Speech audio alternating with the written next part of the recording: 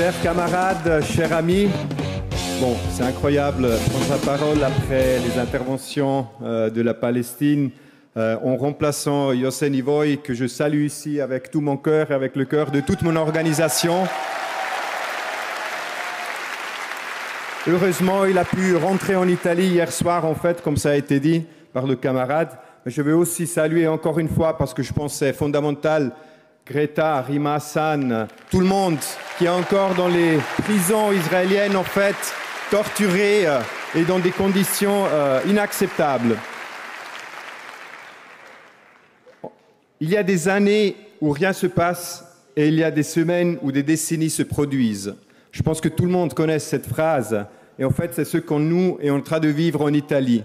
Vous avez vu tous et toutes, en fait, les deux grandes grève générale du 22 septembre, du 3 octobre, mais après aussi la grande manifestation de hier après-midi à Rome, où 1 million de personnes ont pris en fait les rues de la capitale pour dire non au génocide, pour dire non à la complicité de l'Italie à ce génocide.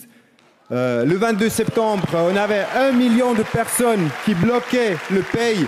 Le 3 octobre, même déjà 2 millions. Donc ça, le mouvement, il augmente, il croît. Et ça, c'est quelque chose de très important sur lequel on doit, en fait, se concentrer. Beaucoup d'entre vous nous ont posé la question, en fait, mais pourquoi en Italie, tout d'un coup, ces décennies se produisent dans quelques semaines? C'est une belle question, en fait. C'est très difficile aussi de la répondre au milieu de ce mouvement, parce qu'on est encore là-dedans, on est encore en train de lutter, on est encore en train d'organiser les prochains blocages, etc. Mais ça vaut la peine de s'arrêter un moment pour bien comprendre ce qui se passe, parce que ça nous aide aussi de nous renforcer par la suite. Donc, un élément fondamental, je pense que c'est le fait que sans la Palestine, en fait, tout ça n'était pas possible. Ça, c'est le premier point fondamental à prendre en considération. Et ce n'est pas seulement juste la Palestine, mais c'est la résistance palestinienne. C'est le fait que les Palestiniens et les Palestiniennes, même sous colonisation, ne se voient pas comme victimes, ne se voient pas passifs, n'acceptent pas juste ce qui se passe, mais se révoltent, deviennent des acteurs qui luttent. Et ça en fait, c'est l'expression d'une puissance incroyable qui a aussi ouvert les yeux à nous. En fait, quand on disait pendant toute la campagne de solidarité et contre le génocide, tous les yeux ouverts et tournés vers Gaza, vers Rafah, vous vous rappelez? En fait, grâce aux Palestiniens que nous, on a ouvert les yeux pour tourner les yeux vers Rafah, vers Gaza, vers la Palestine. Donc, première chose, la Palestine au cœur de tout ça. La deuxième chose, en fait, aussi très important, on a vu dans les dernières années, en fait, depuis le 7 octobre 2023, une accumulation incroyable de forces. Mais ces forces, en fait, n'étaient pas juste le fruit d'une activité spontanée et abstraite. C'était le travail de chacun et chacune d'entre nous qui, quotidiennement, descendait dans la rue, faisait des tractages, occupait les universités, faisait même de petites actions avec 30 personnes en disant « Ah, ça sert à rien, ça sert à quelque chose ». Et c'est en fait, la preuve, c'est la grève générale de 22 septembre, la grève générale de 3 octobre, 2 grèves générales dans 10 jours. Quelque chose qu'on n'a pas vu depuis des décennies en Italie, et même en toute Europe. Donc aujourd'hui, ce qu'ils veulent nous faire croire, en fait, que la jeunesse est passive, elle est apathique, elle ne s'intéresse pas à rien. C'est comme ça qu'en fait, la télévision, les classes dominantes nous racontent la jeunesse. Ce que nous, on a vu en Italie, c'est totalement le contraire. On a vu, depuis le 7 octobre 2023, une jeunesse qui s'est activée, que moi, j'aime pas beaucoup, en fait, la nominer comme génération Z. J'aimerais bien beaucoup plus, en fait, la nommer la génération Gaza, parce que c'est vraiment grâce à Gaza que cette génération s'est levée. Donc une jeunesse qui est intéressée au débat, qui est intéressée à approfondir toutes les contradictions que nous, on est en train de vivre. Donc ça, c'est important, l'accumulation des forces des dernières années. Mais là, on voit aussi un son qualitatif. Ça, c'est extrêmement important à prendre en considération, ça. En fait, comment ce saut qualitatif a eu lieu? C'est très clair. C'est grâce à l'entrée en scène de la classe ouvrière organisée. Sans la classe ouvrière qui bloque le pays, sans la classe ouvrière qui est à l'avant-garde d'un mouvement de solidarité internationale, on n'arrive jamais à produire ce que nous, on a produit. Qu'est-ce qu'ils ont fait? En fait, ça a commencé avec les Dockers, vous le connaissez tout bien, en fait, on vient de le mentionner. eux, ils étaient capables de faire au moins deux choses. La première chose, c'était de lier une question internationale aux questions sociales du pays, de l'Italie. Parce qu'eux, ils disaient, oui, on bloque en fait les ports, on bloque le trafic des armes et des munitions et des explosifs vers Israël et avant vers l'Arabie Saoudite, parce qu'il y avait aussi déjà en 2021 une première action qui a été menée contre l'Arabie Saoudite qui était en train de bombarder le Yémen. Rappelons-nous, ce n'est pas nouveau, c'est quelque chose qui a été organisé déjà avant.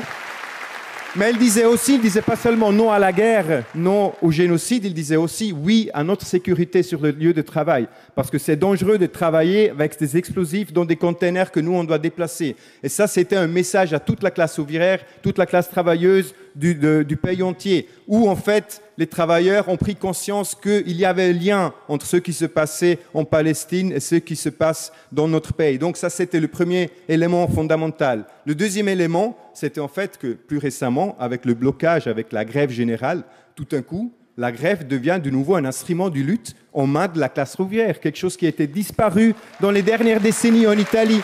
Ça, c'était aussi grâce aux dockers, grâce à la classe ouvrière, que cet instrument devient de nouveau pensable. Ça devient de nouveau une puissance dans les mains, en fait, de la classe ouvrière. Et ça a eu une influence sur tout le mouvement. Les jeunes, en fait, qui ont pris la parole tout après l'appel que vous avez vu, Ricardo, le camarade de jeunes, qui disait on va bloquer tout, on va faire une grève internationale. Le jour après, les jeunes dans les universités ont fait le même appel. Il y a eu des occupations des universités le jour du blocage, en fait, de la flottille. Donc, il y a une influence incroyable. Donc, tout ça, ça ouvre des contradictions dans notre pays.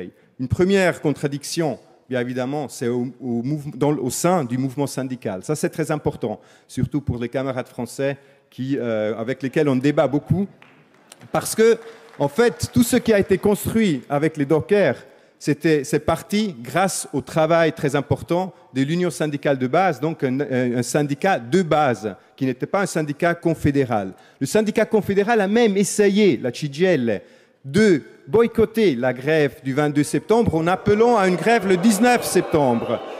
Eux, c'était un échec total, en fait, ça s'est révolté totalement contre eux. Ils étaient forcés, grâce à la force du mouvement pour la Palestine, à adhérer à la grève générale du 3 octobre. Donc ça montre deux choses, que nous, on doit insister, renforcer le syndicat de base et au même moment faire pression sur les syndicats confédéraux pour qu'ils prennent la juste position.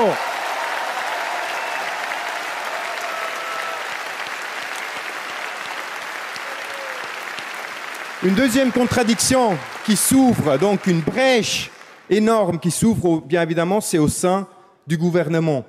Parce que depuis quelques semaines, le gouvernement de Giorgia Meloni n'est pas capable de ne pas parler de la Palestine. Elle est forcée de faire ça. Elle est forcée de prendre la parole sur les génocides, sur la flottille. Elle est forcée aussi de prendre la parole sur ce qui se passe avec les ministres. Ces ministres, en fait, qui veulent illégaliser la grève générale et disent « vous faites la grève le vendredi parce qu'en fait, vous voulez un week-end prolongé ». Non, les travailleurs, ils refusent en fait de recevoir le salaire pour une journée pour faire la grève pour la Palestine, pour leurs conditions de vie, pour leurs conditions de travail. Et ça, c'est quelque chose qu'on doit donc approfondir.